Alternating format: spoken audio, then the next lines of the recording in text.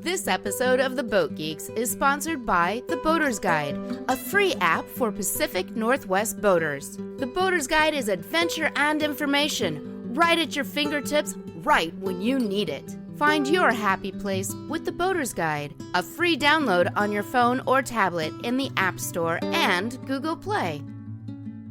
On this episode of the Boat Geeks, we have Matt Steverson from the Duracell Project. You know, I was going to say he's a jack of all trades. Yes. But that diminishes all the skills that this guy has. Right, because the saying is jack of all trades, master of none, but I wouldn't say that he's a master of none. No. Yeah. I mean, he's completely rebuilding. He gutted and is rebuilding an open 60 sailboat that was raced around the world to be a beautiful, comfortable cruising boat for he and Yanni and their child on the way. They just announced that they have a child on the way. Congratulations to you guys. It's going to be a wonderful home for their future child or for their child. And it is an amazing project. You can follow along from the very beginning on their YouTube channel and see the entire process. And they've come so far, and it is such a beautiful boat. I can't wait to see the finish. All right, here it is, the next episode of the Boat Geeks with Matt Steverson and the Duracell Project. From beautiful Port Townsend, Washington, a Victorian seaport on the Salish Sea, and recorded aboard the motor vessel Traveler, it's the Boat Geeks with Darren and Daeron. I'm daydreaming of a day. I'm not wasting my time. Don't wait there till I come alive. Sail away. I'ma sail away. Like being in the All right, welcome to this next episode of the Boat Geeks. I am your host, Darren. And I'm your other host, Darren. And our guest today, you can find them on their YouTube channel at the Duracell Project. Our guest with his wife, Janneke, are refitting and restoring a legendary race boat known as Duracell. And I say known as, we'll get to that later. They have over 2 years of weekly videos featuring specific boat projects, regular updates on how everything's going, what's coming up next. Over 120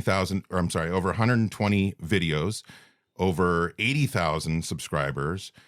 Videos regularly get on the channel upwards of 100,000 plus views, with your top video receiving over 1.3 million views. And I think you just crossed a threshold of 10 million views on your channel. Yeah. In just 2 years. That's incredible. And you've been featured in magazines such as 48 Degrees North, Cruising World, Professional Boat Builder, Sail, and more.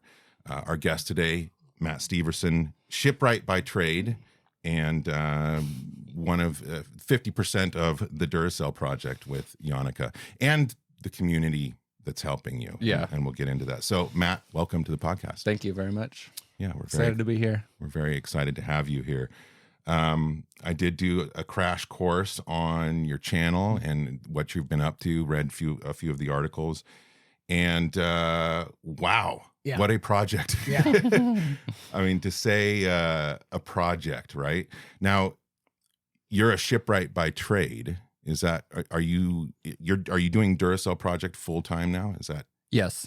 Yeah. Like you said, we started it, we got the boat in June of 2021 and then started really working on it in earnest probably in September. And I worked for the next 6 months, on weekends on Duracell, and then during the week on my own. I had a boat maintenance business, and I think by May or June the next year I had stopped doing my maintenance business and was just working on Duracell full time. Wow. So because you wanted to be able to finish it within 20 years. Exactly. Right? Yeah. I mean, the whole goal, the whole thing was a big kind of risk to for sure start the YouTube channel and just to be able to pay for the project. And that was the goal, is so that I could work on it full time. That was the whole goal. Because you're right. Otherwise it would be nights and weekends and taking 20 years. And also, we wouldn't have the opportunity to use I feel like we're doing a real high end build now, whereas before I would have been scrounging in the dumpsters at the boatyard, begging for excess materials and everything to get the boat done. But when you say that, though, it makes me think of how many boat projects are there out around the country where people just in Port Townsend. Just in Port Townsend, right? Because people can only work on the weekends or in the evenings, and boats languish. They just sit there for 25 years in some guy's yard in Seattle, right? Burnout is real. It's a real thing. It's funny, when we moved up here from down south in California, I always tell people in California, when I drive around, I'd see cars in everybody's yards, up on blocks or whatever.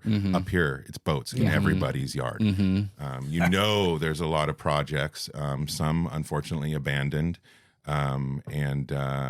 but some thriving like yours, and very lucky. Now, I want to get to the history of the boat, but first, we like to ask our guests, because we're the Boat Geeks, we love everything about boats. What do you love about boats? What's your history with boats? I didn't really start boating until I was in college. I took a sailing course called The Arts of the Sailor, and just was immediately hooked by sailing, like being propelled by the wind and the intricacies. Like, it was immediately apparent to me that you could never stop learning how to do this. And it just seemed it was a very natural fit for me.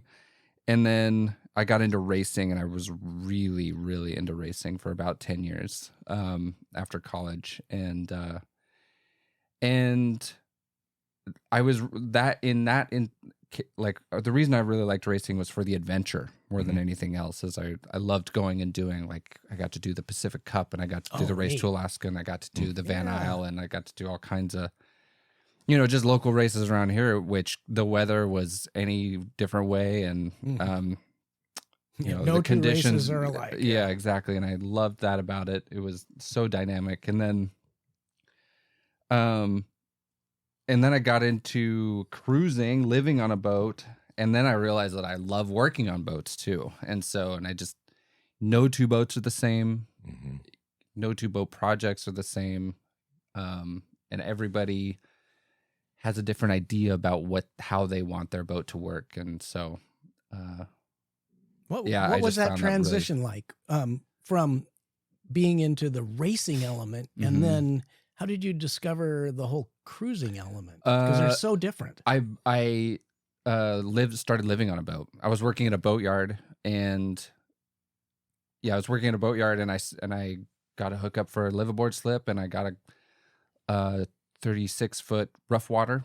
Nice. Yeah, great boat, and lived on that for like a woody or a no, it's a fiberglass hull with a plywood deck and superstructure. And started living on it and started doing projects on it and loved it. And from there I got into cruising, and that's how when I met Yanni, one of the first things we did was we went up and spent 6 weeks in the San Juans, and both of us were like, oh my God, this is like the coolest thing we've ever done. Yeah. So yeah. That's cool. Yep. That's very cool. So now, obviously, the boat formerly known as Duracell, I don't know if you've chosen a name yet. I did see your video that was put out a few months ago regarding some potential names. We'll get to that. But this boat has you guys say storied past. I would agree with that. It has an extensive history. One of which crosses over with our previous guest, Bruce Schwab, and he had mentioned the original designer and builder, right, was Mike. Mike didn't design it. He built it though. Okay. It was designed by Roger Martin. Roger Martin designed all three of Mike's boats: Airco, Duracell, and then Coyote. Okay. And Roger Martin's an incredible designer. I'm sure you've seen other boats of his, like the Aerodynes, and there's a boat around here called Gray Wolf. That's his design. But he's got many, many designs that are very popular. Mike Plant built the boat with other folks as well, but he was, there for the whole project. And there's a great book that his sister wrote. She talks about how much he hated boat building, but Roger Martin, like being around the whole project, said he was really good at it. And so that was when we first learned about the boat.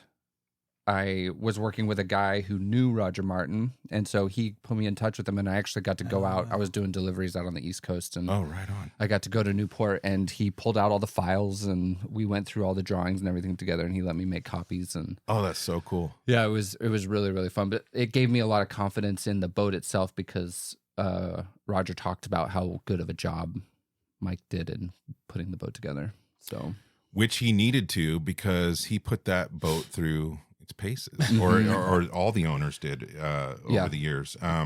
So Mike's he was the first American to participate in the first, how do you pronounce it? Vendée Globe, yeah. Vendée Globe, thank you.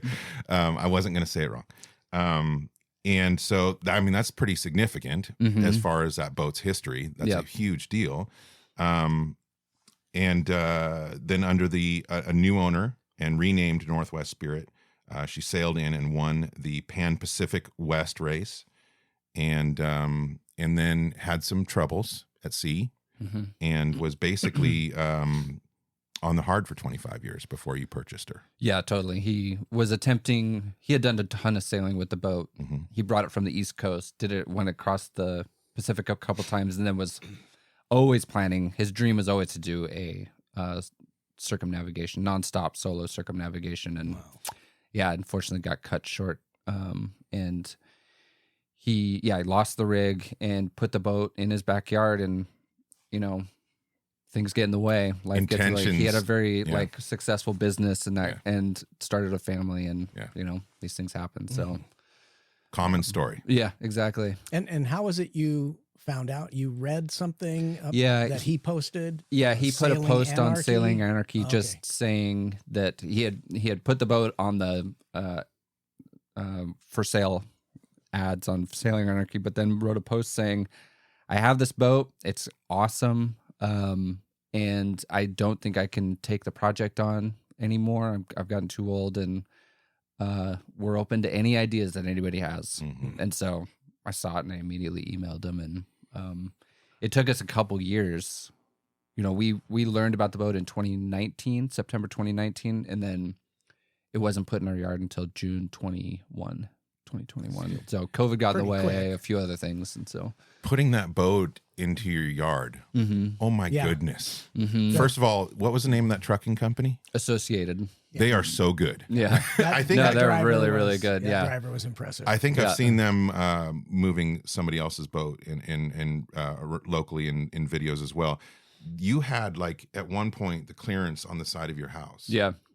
Yeah, I worked that company. They're kind of the only gig in town. Yeah, and but they're extremely professional. Sure. And Val, the guy that drove the truck, he actually lives in Port Hadlock. Oh yeah. Oh, cool. And he works some other jobs in town, and I see him every once in a while, and he's always really excited to get to move the boat out of the yard when it's done. But they're really, really good.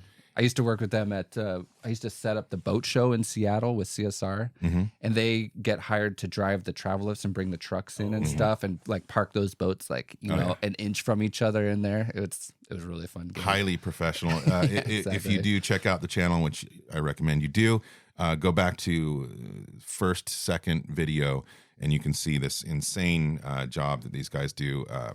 Highly skilled. So one of my thoughts when I started watching your channel, as I mentioned before we started recording, I was looking at you back at the beginning and wondering how things have changed in the 2+ years. Obviously you had a mindset 2+ years ago, what you thought was going to happen, how you thought it was going to happen, what speed it was going to happen.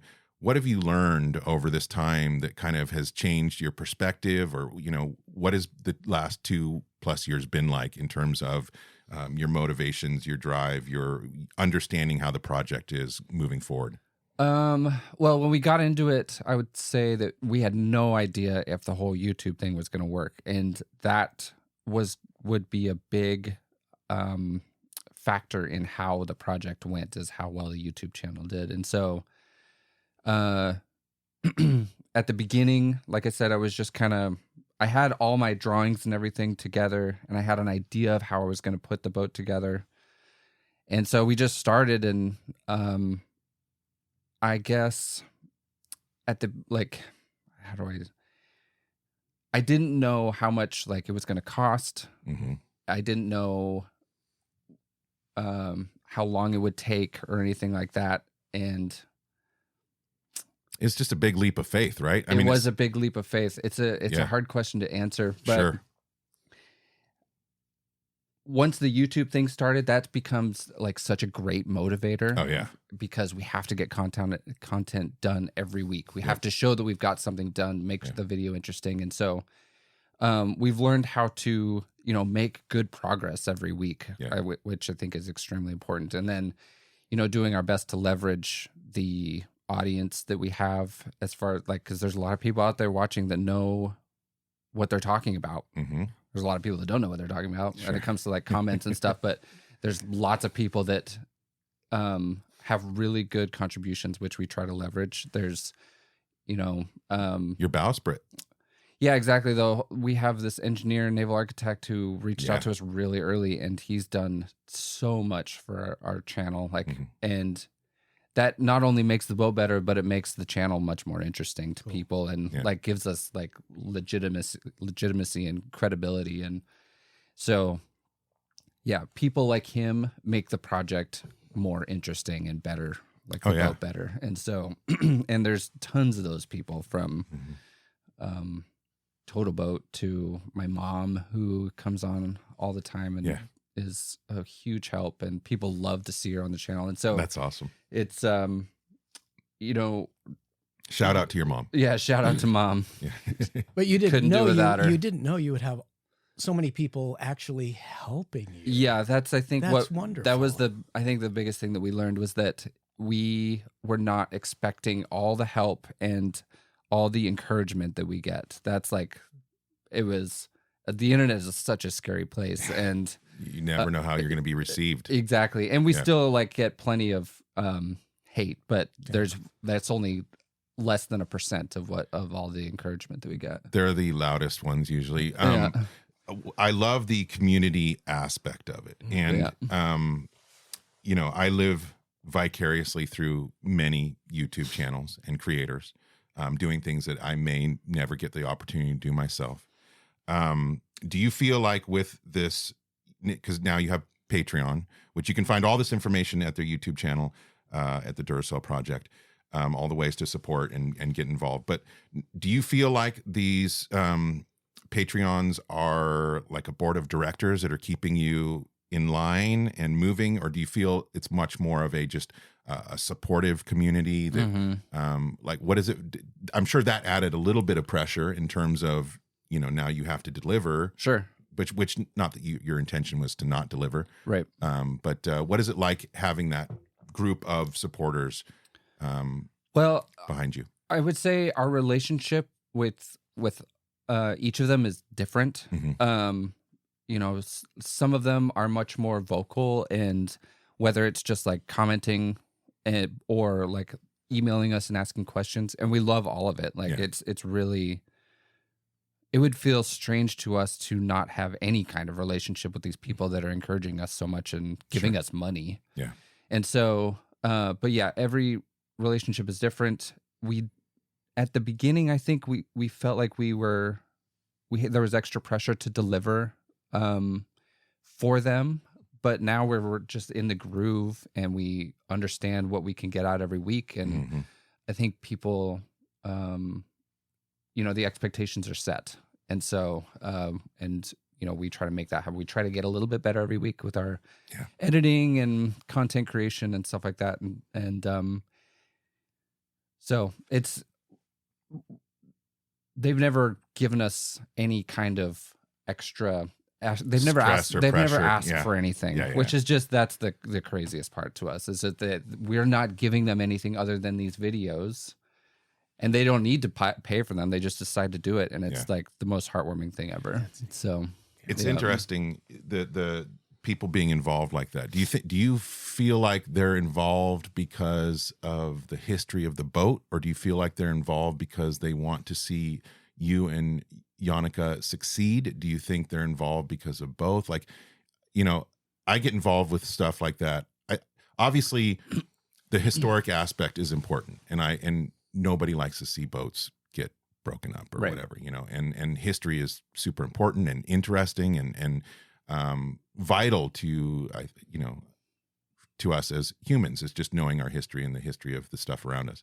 But I also love to see people succeed. I loved, you know, the idea that you and Janneke just stepped off this cliff and said, we're going to try and make this happen. And it's happening is astonishing. And, you know, like, I think it has a lot to do with personality as well. Yeah. I mean, you guys have great personality for sure. Don't take this wrong, but you're not a professional on-camera actor. Yeah. You're a real guy, but you have passion and you're helping people learn what you're doing. So that element is, I think, what makes you so successful. The boat, the history is great. The projects are great, but you and Yanni, you guys have, you have that it thing, I think. Thank you. He's like, I know. I think you both answered the question that there's lots of reasons why people decide to support the channel and watch, and we get tons of comments from people saying that they're learning a lot, which is another thing that I did not expect in going into this, was that, you know, be educational. It would be educational. Totally is so. Yeah, we get lots of those comments, and plenty of people sign up because they were like, "Oh yeah, I remember watching Mike Plant when I was growing up, or I grew up in Minnesota at the same yacht club that he was in, or whatever." Plenty of people that are into like hot cruising boats, and they just want to see a cool cruising boat out there, and and I like to think that plenty of people just because they like us. Yeah. So. A spectrum. So we like to ask and answer our own questions. Well, and another element is just the progression element. I mean, you stripped this boat. It was just the hull, as it was referred to way back, right? Yeah. And so you have talk about, you know, before and afters are pretty popular, and you have got this incredible before and after project. Yeah. And I think people really like just following the progress. Yeah. Yeah. And right now we're feeling like, you know, the boat is, the project is still in the construction phase. I'm still doing tons of fiberglass work, and I think there is a bit of fatigue when it comes to those kinds of things. But it is nice because the view changes a lot, you know, from week to week, but people, I think, do get bored with the fiberglass stuff too. So, but I think as we get deeper into the project, as we get done with the fiberglass work and start doing, you know, systems installations and working on the keel and working on the rig and welding aluminum fuel tanks. Yeah, exactly. Yeah, that was a great video. It's it's just going to get more and more interesting, I think. So, but the fact that you have this many viewers, this many videos, this many viewers, this much support, and it's pretty much been almost all fiberglass work. Yeah. Is a lot. That's saying a lot. I know. And I think what it means is that you have a great future ahead. Do you guys plan to continue creating content when you're out there cruising? We don't know. Yeah. Yeah. We do feel like we'll owe it to those who've watched and supported us that we will definitely spend lots of time once the boat's in the water, just going out, like seeing how it works. And there will be plenty of content of me breaking stuff on the boat, and so and putting it through its paces, and a shakedown cruise. We don't feel like we have the personalities for like a lifestyle channel, and we're not really interested in doing that kind of thing. Well, and you don't have to do weekly videos once you finish the project. Yeah, exactly. Every month or two you can upload something. Yeah, exactly. And we definitely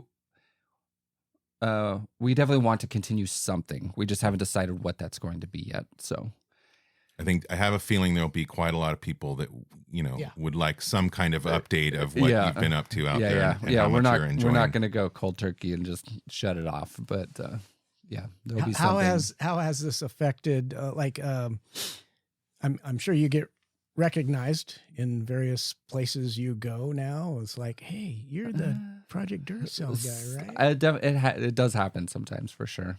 So, yeah, it's the weirdest thing ever. It's like, oh, I get recognized for this thing, the internet. So we mentioned community involvement. I brought up the bowsprit. You've had the community involved somewhat since the beginning. In I'm sure there's comments in your videos and so forth that you've like you said, there's some people that really know what they're talking about. Mm-hmm. A lot of people that don't. How else besides the bowsprit and even with the bowsprit, how did the community get involved, and how did you decide, hey, this is a great idea, I'm going to implement that in the boat? Did you intentionally seek out community involvement, or was it an idea that somebody put forward and you thought, hey, we'll do this, and then that seemed to work and you've done it a couple times at least? No, before we ever started the YouTube channel, we always knew that was a good way to progress the project and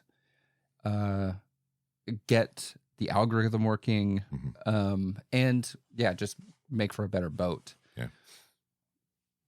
I knew, like, from watching Tally Ho and stuff like that there are tons of sailors that love to watch this kind of stuff, people that know what they're talking about. And so, no, that was always an idea we had, like, from the beginning, to involve the community however we could. And we didn't know what that was going to look like. Yeah. If it was just going to be comments coming in under the videos, or we didn't know that people were going to be emailing us, and like, you'll get pages and pages of emails about, for that one person will write about all their ideas and stuff like that. It's really nice of them to spend all that time thinking about our project and stuff. But to answer your question, yes, from the very beginning, we wanted to involve the community. We just didn't know what that was going to look like. Didn't know how it was going to exist. Yep. Yeah. What is the name of the naval, did you say architect or engineer? Yeah, his name is Evan. Yep. And he's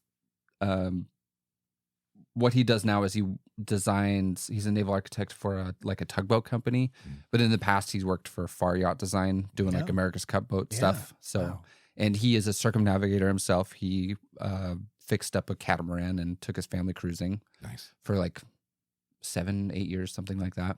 So some real world experience, and obviously knows the software. Right. It seemed like a big step forward when he came aboard. It was a huge step forward. And something I've also learned is that, I think, like we talked about earlier, everybody has a different idea of how they want their boat to work, different philosophy for how, they envision different philosophy for how their boat should work. Right. And his philosophies and mine are very similar to each other. That's good. So that was really apparent immediately, that he knew how to construct things simply, not too many bells and whistles, but make it work really well, very functional. And so, I really appreciate his mindset when it comes to like putting projects together. So, and we have a lot of projects in the works right now between the mast and the keel and stuff like that. So there's plenty more coming from Evan. Yeah. So you mentioned all the fiberglass work. Is there anything specific that's coming up, or not? It doesn't have to be necessarily in the very near future, but something, is there a project that you are super looking forward to yourself? Something you're like, I'm done doing all this fiberglass, although you probably won't ever be done, but I really want to do this, and I'm looking forward to it. I'm very excited about most of the projects coming up. Immediately coming up, we're building the salon and the galley, which that will really, really change the interior of the boat. And like from the beginning, when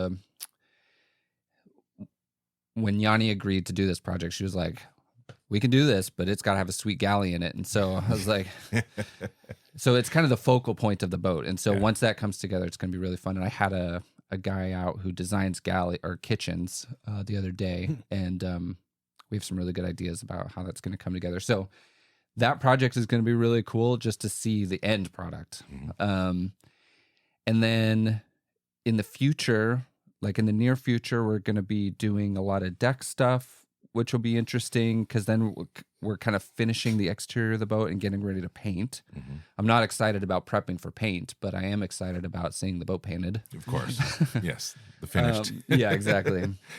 And then next winter will be, I think, a big shift in the project where we start doing systems and finish work and stuff like that. And so we're going to be installing propulsion, and batteries, and that's going to be a really, really fun project. We plan on doing a hybrid electric propulsion system, and so it's really, really interesting stuff. I enjoy that stuff way more than fiberglass work. I bet. And I really enjoy fiberglass work, and so that's going to be super fun. Nice. And installing stuff like steering, and that we're doing keel design now, and so once that project gets going too, that'll be way outside my wheelhouse too. I don't do welding, I don't do lead, but gotta learn. And I'm assuming you're going to work with somebody local to recast that bottom section of the. Is that still the plan? You're moving it from like 12 feet to 8 feet or something like that. Yeah, that is the plan. You're gonna have a bulb. Yeah. Yes. Yep. We would like to do a bulb. There's a lot writing on what condition the current keel is in, because like the top third of it is steel. Yeah. And so it might be fine. It probably isn't. And so we might need to build a new stub. So there's a lot to figure out there still. Yeah, that's a heck of a project. Yeah, for now, we're just trying to figure out, we're just doing the math to see how much weight and how much writing moment we need to install. You mentioned the decks. Yeah. What are you doing for your exterior? Like the paint? Well, the surface, how are you? What's your non-skid and? Oh yeah, well, All Grip is on board, and so we're going to paint the whole boat with All Grip, and so there'll be just All Grip painted on the foredeck and side decks. We'll probably do like a Flexi-Teak style cockpit. Oh yeah. And it'll be all painted, linear polyurethane paint. So get it all sprayed. She's gonna be beautiful someday. Yeah, exactly. We have to extend the shed, so we have to cover the entire boat. So that's going to be a project for the spring. Yeah. Yep. Getting ready for the painting and keeping all the dust off and the debris. You live out in the woods, and I could right away. I'm like, oh, you're going to have like pollen. Things falling off the trees. Yeah, exactly. There's already the boat is a constant mess on deck because I don't have it covered, and so we're going to be covering the whole thing to keep dust from getting out or getting in. Right. So. Going back to the galley, you mentioned the galley being a focal point. I thought it was really cool how you decided to, and it makes sense to raise that up. Obviously, you need to run some stuff underneath, but also that fit right under the doghouse. You're calling it, yeah. And so, because I'm tall, I'm 6'2", and so just the idea of that space. Sometimes sailboats can feel a little claustrophobic to me. I loved how that just opened up. That whole design is just super cool. I think that's going to be a really neat galley and a neat area to kind of be up above and kind of see everything. Yeah, and it's all derived from our old sailboat, Louise, which we're just stretching it. It's pretty much exactly the same layout, just stretched out a bit, and I think it's working out really well. There's a few little changes, like raising up the sole in there, but the ceilings will still be almost 8 feet high when you're in the galley. 60 feet is a big boat. It is, yeah. But it's a race boat. Yeah. And so a 60-foot race boat is a lot different than like an Oyster 60. Yeah. They have so much more volume inside of 4 bedrooms and 3 bathrooms and everything. And so that was the appeal of the whole thing to me, was that we can have the length of a 60-foot boat, but have the interior of more like a 40-foot boat with extra width. And so you have tons of space width-wise to make a nice, comfortable interior, but not so big that you're cramming it with tons and tons of systems. And there's lots of room, both forward for storage like sail lockers and stuff like that, and then aft for systems, keeping the engine outside of the living space. And so, it's all, it's going to be a fast, but hopefully still kind of simple. We're trying to keep it simple as best we can. Well, it's a beautiful design, and you will be like with all your cruising friends out there. You will always be the first to arrive. Yeah, I think for sure. Absolutely. Yeah. What do you anticipate the cruising speed to be? On a boat like that, what kind of speeds can it reach, or what kind of speeds did it reach back in its heyday? I think it would. It depends on it totally Obviously, depends on a lot how of- hard you're sailing it. Yeah. And we're not going to push nearly as hard as Sure. what John and especially Mike. I think Mike Plant was like he Pushed did that to not the limits. Exactly, he pushed it hard. Oh, that's racing. Yeah. Yeah. And so, if we're consistently getting 200 knot days over and over and over again, that's what I'm hoping for. Yeah. Which, 8 knots That's all day long. A lot. Yeah. That's good. Yep. And so I have a good friend, Graham, who you should consider having on your podcast, Graham Essery. Him and his family own Dog Bark. I did the race to Alaska with him, did tons of racing with him. But he's a extremely good sailor. They attempted the Northwest Passage on their Open 60. Oh wow. Probably this is in 2019. I think they tried to do it, and I think they're planning on doing it again this summer or next summer, something like that. So you said they attempted. They made it up to the North Slope, and the ice never cleared, so they couldn't go through. Okay. So they turned around and went to Hawaii. What a terrible second. I know. Second choice. Yeah, but they kept a really cool blog, and so they had an Open 60 from the same generation as our boat, Nice. and they converted it to a cruising boat, and it's really, really cool. And they never take the first reef out because they've got plenty of power already, Right. and Nice. they're making 10 knots. How no many problem. Open So, 60 conversions are there? I mean, it's a good question. Seems unusual. I know it is unusual. It's pretty funny that there are 2 in this area. Yeah. 2, like even that there's 2 Open 60s in this area, Right. let alone converting them to cruising boats. And so, but yeah, the Dog Bark was also raced in not the first Vendée Globe, but the BOC in like 91. So they raced in the same race together. Wow. But That's so cool. yeah, very, very similar boats.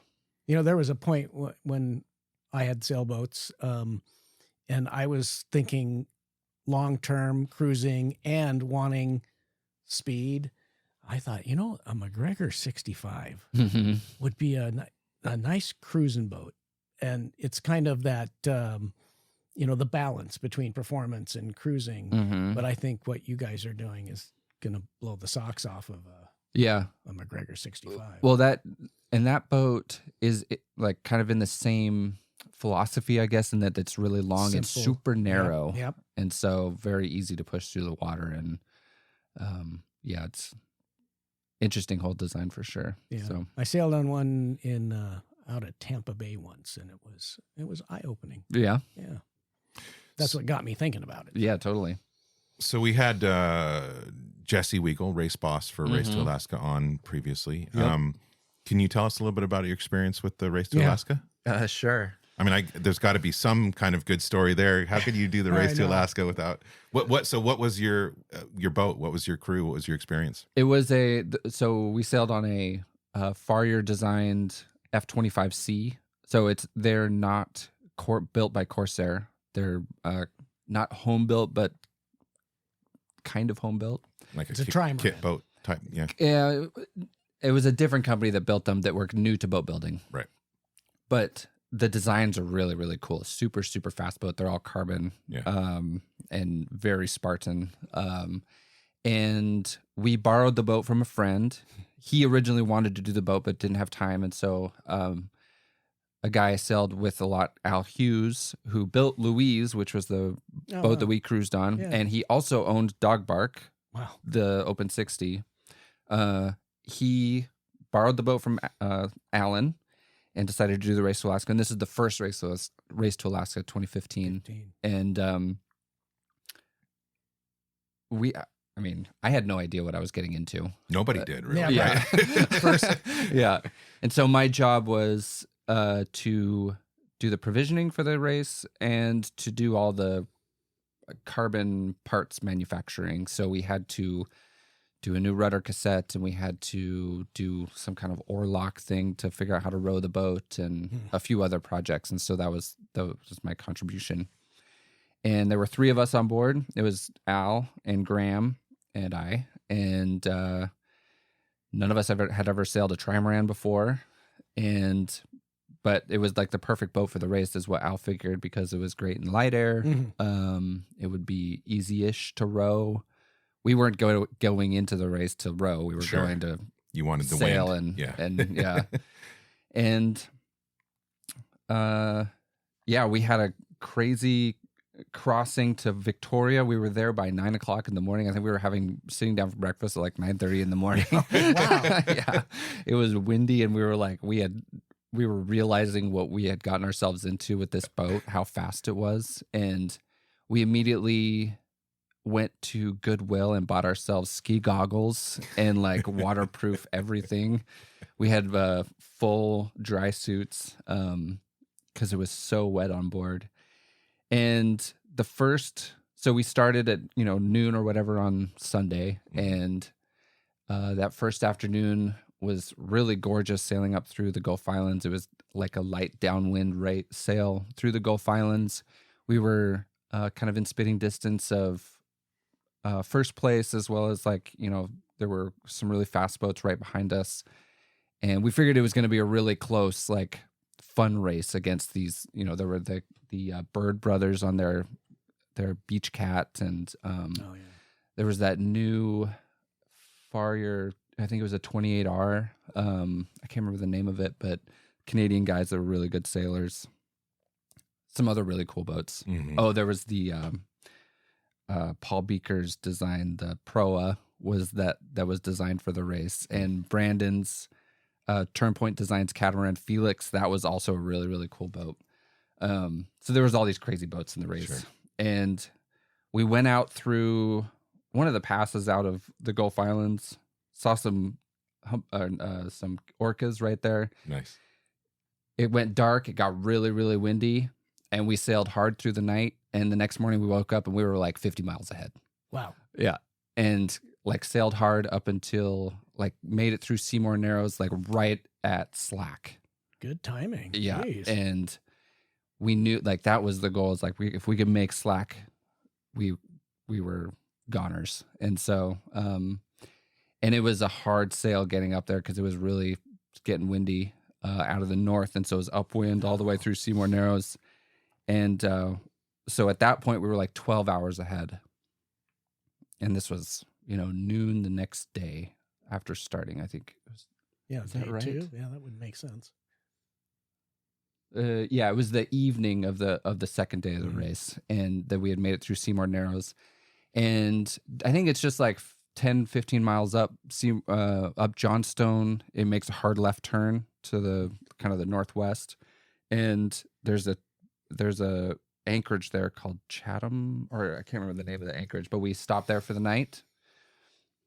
We're there for like 6 hours just to get some to eat and sleep, because the next day it was forecast to be like blowing 40 down Johnstone. Yeah. And so we got up there, got up really early to go out with the tide, and hit it really hard the next day. And from there on, it was it was a lot easier after that. But that was the really, really hard day, was going up Johnstone Strait that third day of the race. And by that time, we knew that as long as we didn't break the boat, we were going to win. Mm-hmm. And so we sailed hard, but not too hard. And at one point we were going up. It was before Cape Caution. Mm-hmm. There's a whole bunch of crazy underwater pillars that you kind of weave through. And I was navigating. Al was at the helm. It was the middle of the night. And we were kind of weaving through these things, and all of a sudden we hit something hard. Oh, no. And I was like, oh, shit, I just killed us. Mm-hmm. And we had hit a log, and luckily it just put a big dent. We couldn't pull our dagger board up anymore. But that was the worst thing that happened pretty much. And we lost our GoPro. That was the other big bummer, that we lost our GoPro during the race. And so you're just talking about debris is what you hit. We just hit a floating log. Yeah. Exactly. Yep. So, but no, it was a really crazy experience. I bet. All the people coming out to us while we were racing. Yeah. You know, people would come deliver food to us, just like that we didn't know who they were. They were just like, we've been following along, like, and so planes buzzing by and helicopters. Yeah. Like, it was really, really, really That cool. must have been wild. It was wild. Yeah. And we did it in like almost exactly 5 days. So yeah. What place? First. You won. We were the first. We were the first to ever win the Dude. race in Alaska. We have I had no idea. You're more celebrity than I thought. I was waiting to hear I know. who overtook you. Yeah. And- No. well, congratulations. I've never man. met a winner of the R2AK. I know, that's pretty awesome. This is awesome, man. Yeah. Just elevated this podcast. Yeah. Yeah. Winner, chicken dinner. So what was the name of that boat? Elsie Piddock. Okay. Yep. Right yeah, the on. daughter of the guy who we borrowed the boat from. Yeah. Her name was Katie, and she was really into. There's a series of books called Elsie Piddock Who Skips, and so the boat skipped across the water. So That yeah, is we so won. cool. I think the next boat came in. It was like 60 hours later. Man, Yeah. you guys really won. Yeah. And have you done any other races since? No, that was really the last big race I did.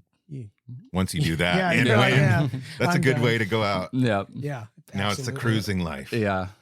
Well, and before you put in your hybrid electric propulsion system, I mean, you could. I know. Yeah. Yeah. Have you even? I've thought about I figuring out wonder. some way to do like a cool pedal drive system from in the quarter berths or something. I need like 8 people to drive that. But hamsters. Yeah, Just get a bunch exactly. of hamsters. yeah, going. totally. I think it'd be really cool to have the boat be the Grim Sweeper. Nice. Yeah. Well, speaking of Yeah, names, are you yes. guys any closer? I saw the pulling out of the hat. You had No. some ideas. Something No. Dugnad. Dugnad. Dugnad. Yeah, it's Dugnar. Yeah. And that's I like that name. It I do sounds cool. too. I like it a Is lot. that It would be Norse? It is, yeah. It's kind of I think it's kind of a well, I don't know if it's an Old Norse word, but it's it means when a community gets together for like a newlywed couple, they help raise their barn or their house or something. So Or the their whole boat. community or their boat. Yeah, Yeah, that's exactly. cool. And so that's a name we've thought about Spirit of the Woods. Yeah, I like that one too. Yeah. Just because it's getting reborn in the woods. And another one is Leaving It Duracell. Which it's never, I said, known as Duracell. It was never formally named Duracell. It was Yeah. Spirit of. I think it was the Spirit of Minnesota Yeah. when Mike sailed it. And then, yeah, John renamed it the Northwest Spirit. But it's been known as Duracell because of the Yeah. sponsor, and it looked like a giant battery on the. Yeah, the copper top. Oh Yeah. yeah, that was what I was thinking. Oh, you could name it Copper Top. Yeah. But then that's associated with copper. Yeah. So There's a that's probably- crazy story that Roger told me that when they first launched the boat, have you guys watched the movie about, it's called Coyote? No, it's but I about Mike saw Plant. No, but I know I want to You see should it. really watch. Yeah, It's yeah, for really sure. good. Yeah. But there's a scene of them launching the boat for the first time, and it has this copper colored deck. And Roger told this story about they took it out sailing for the first time, and it was like really sunny, and it just melted the deck. Yeah, they had to replace like half the deck because it got so hot. Now that was done just for Duracell, the sponsor. Like they. Yes. And what's a copper deck? I mean, like literally. It was just copper colored, and I can still pick Paint through or- some of the paint and find there's like this copper. And so nobody had ever done Layer that in there. and had no idea what would happen in the sun. I guess. I guess, yeah. I didn't know if they just didn't. Yeah. Crazy story. Yeah, it is. Still finding Okay, the bits of I had copper. one more potential name just to throw at you. All right. Durable. Durable. Yeah. Hopefully, right? Yeah. That's the goal. Yeah, exactly. Well, I mean, I am building the whole thing out of plastic, and so that's kind of one of the yeah, no rotting. yeah, for sure. Boy, Yep. tell me about it. The owner of a 1946 Matthews. Yeah, tell me about it. Wood. What is beautiful, but a lot of work. Yeah. So now you mentioned that obviously, I feel like you can't strictly schedule the building of a boat, a project of this size. Like you can't strictly schedule sailing. It's obviously conditions matter. Is it still your goal to launch this boat while you're 40? No. Yeah. You've let go. Wish. Yeah, no. I mean 2 or 3 years is what we're hoping. Yeah. I've been saying that for 2 or 3 years now. Yeah. So well, I mean that's boat building, right? Yeah, That's exactly. That's working on a boat. Yep. And the whole retrofitting.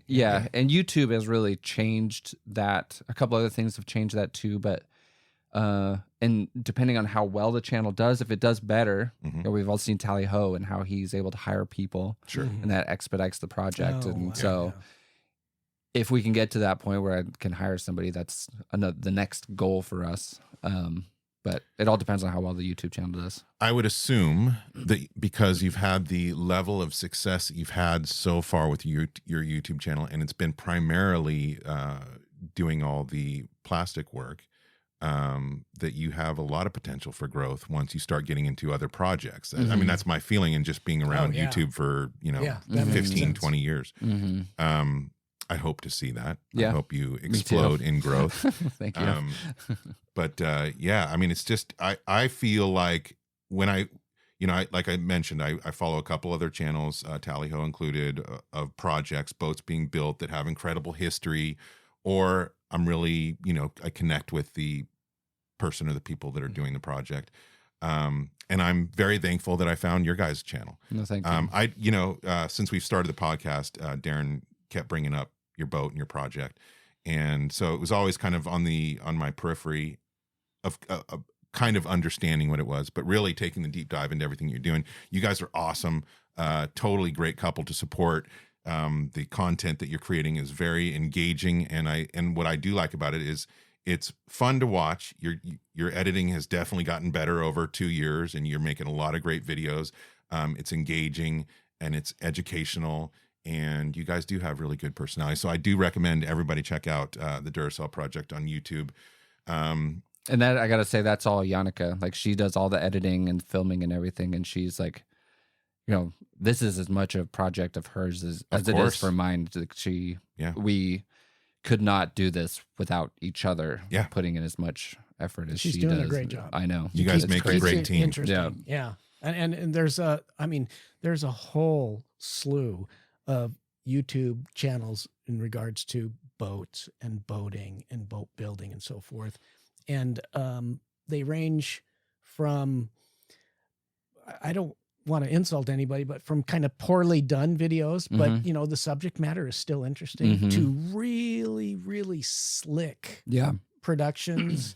And what I like that Yanni's done is she's kept it, it's really well done, but it's still real. There's still, it's personal. It's a very organic element to it. Yeah. And I think that's probably partly, how you come across on screen, but the project and her editing is really good. It's really important to us that we are ourselves, and we're not trying to manufacture anything in our videos. And so, but she does a really beautiful job, like, putting it together, and she's a great writer. And so I think that translates really well to, telling a story. Yeah. And she really enjoys it too. So, it's just, we just feel really lucky that it's all kind of aligns that way, that she enjoys it as much as she does, and she's as good at it as she is. And so she's also a good speaker. Yeah. She's, I do a lot of voice acting and voice over work in my field. And I noticed every time she would narrate a video, she's really good. Oh, okay. Yeah. She nails it. And, but you guys make a great team. Yeah. So I'm looking forward to now having another channel that I'm addicted to and living vicariously through. Yeah. But you guys do a great job and make a great team. And you have, like Darren said earlier, I think whatever that thing is that makes somebody watchable as compared to not as watchable. So congratulations on, I mean, you've achieved a lot in just a little over 2 years. Your numbers are amazing. So again, and based on that, if nothing else, based on his numbers, again, I'm encouraging you all to go check it out. It's very entertaining, and you can get in there while it's still growing. And there's so much left. There's so much left, and you can become a part of the support network. Again, Darren and I very much believe in the boating community. That's a big aspect of the reason why we do the podcast and why we love everything about boats. And being able to support fellow boaters is, I think, a very worthwhile cause.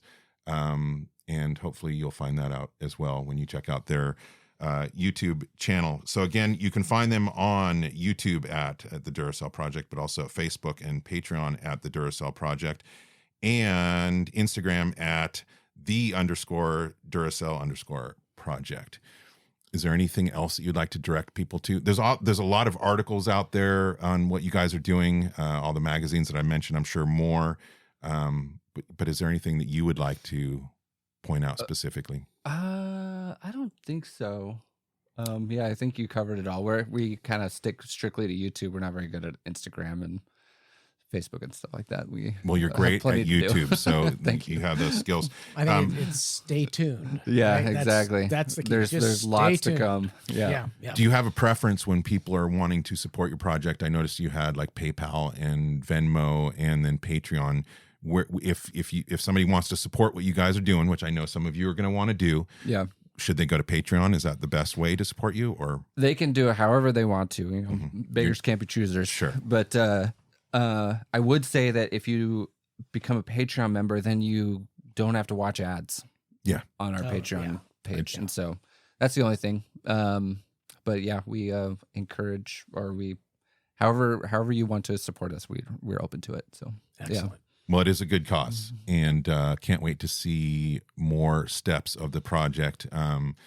Boy, what I love seeing you build the rooms. I love the staterooms and the way you designed it. And yeah, I know that there's definitely various stages in the upcoming sections of the build that I'm going to be very excited about. Yeah.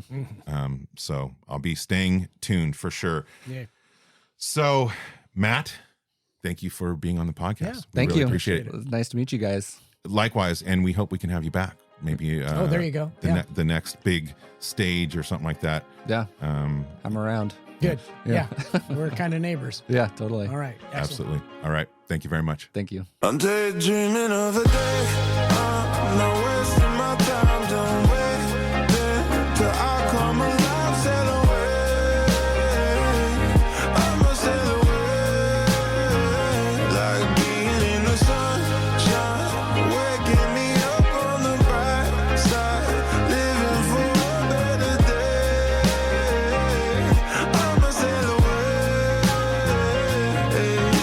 Yeah, I try to live every day to the fullest. There's beauty in everything. I try to notice holograms form from the wind through the trees. There's gotta be more in this world left for me. Sing hallelujah from the basement floor. And I'm still holding out for so much more. Oh, I'm daydreaming of the day. I'm not wasting my time. Don't wait till I come alive. Sail away. I'ma sail away.